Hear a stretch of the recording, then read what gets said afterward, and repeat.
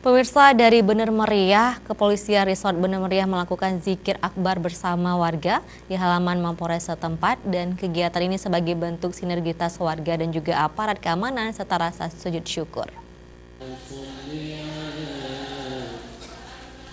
Kepolisian Daerah Bener Meriah melakukan zikir akbar bersama masyarakat se-Kabupaten Bener Meriah, unsur pemerintahan, TNI Polri bersama majelis zikir yang ada di daerah setempat.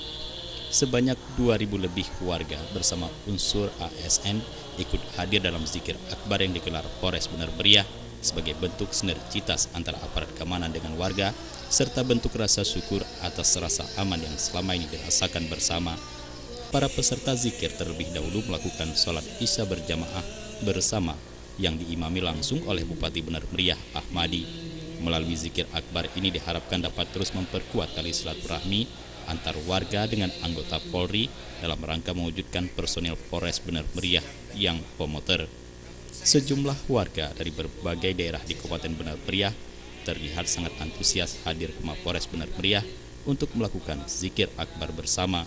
Mengingat daerah tersebut merupakan kawasan dengan hawa yang begitu sejuk pada malam hari, pihak Polres Bener Meriah sejauh ini gencar melakukan kegiatan subuh keliling ke berbagai desa yang ada di 14 kecamatan di Bener Meriah. Hal ini dilakukan untuk meramaikan sholat subuh berjamaah di masjid-masjid desa serta menjalin silaturahmi dengan warga atau aparat desa. Program subuh keliling ini terus dilakukan oleh Polres Bener Meriah dalam seminggu 3 kali dan mendapat tanggapan positif dari masyarakat.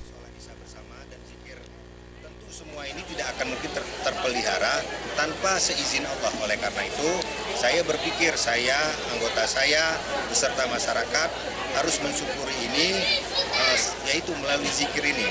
Sebagaimana tadi yang disampaikan oleh Ketua Majelis Zikir, bahwa zikir ini adalah media bersilaturahim antar pimpinan dengan rakyatnya, antar Forkopimda, antar bupati dengan wakil bupati dan sebagainya, sehingga ada hal-hal yang tidak pas bisa diselesaikan salah satunya di forum seperti ini. Dari Bener Meriah, kontributor Aceh TV melaporkan.